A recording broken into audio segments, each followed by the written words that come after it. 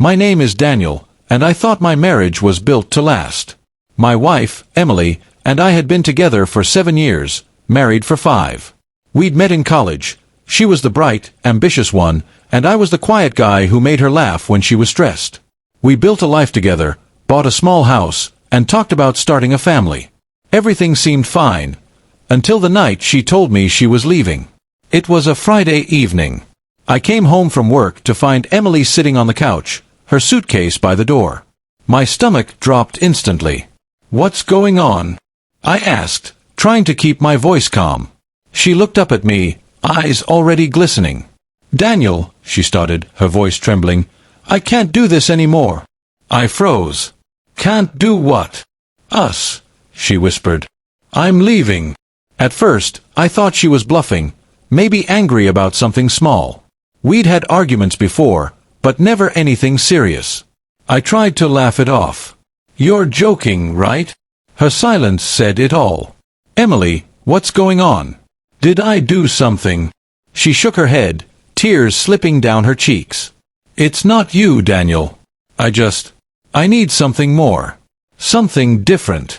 That phrase, something different, felt like a knife twisting in my chest. I looked at her suitcase, then back at her. "There's someone else, isn't there?"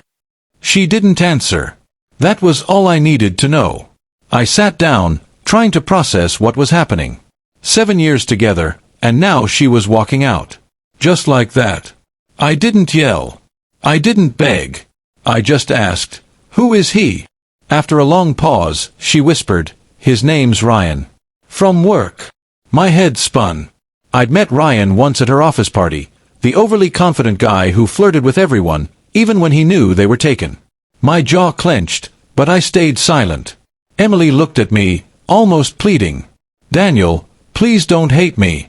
I didn't plan this." I wanted to scream that she did plan it, every text she hid, every late meeting that lasted until midnight. But instead, I took a deep breath. "You're leaving tonight?" She nodded. "Ryan's waiting outside." My heart pounded.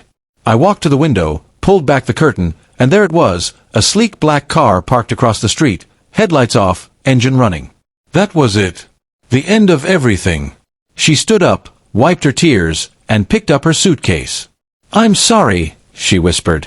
"I didn't want it to end like this." I didn't stop her. I just said quietly, "If you walk out that door, Emily, you're not coming back." She hesitated for a moment, then turned away and stepped outside. I watched from the window as she walked to the car.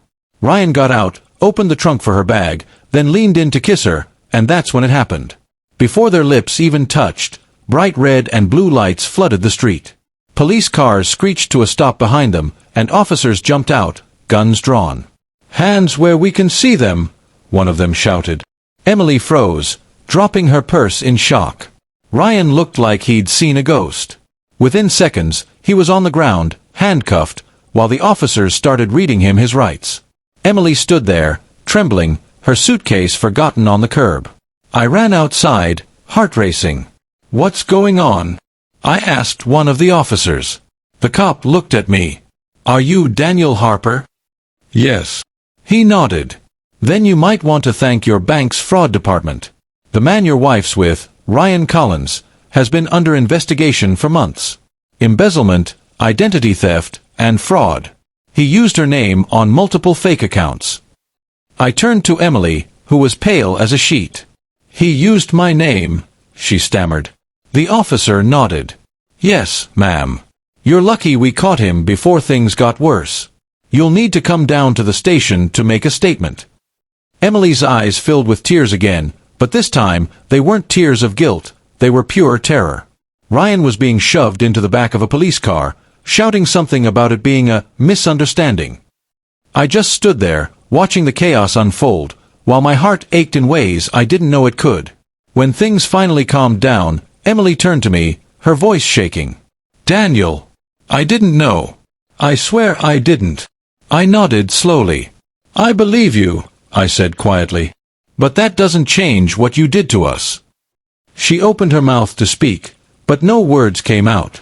The same woman who'd walked out on me minutes earlier now stood in front of me, completely shattered. The officers took her statement, then told her she could go home.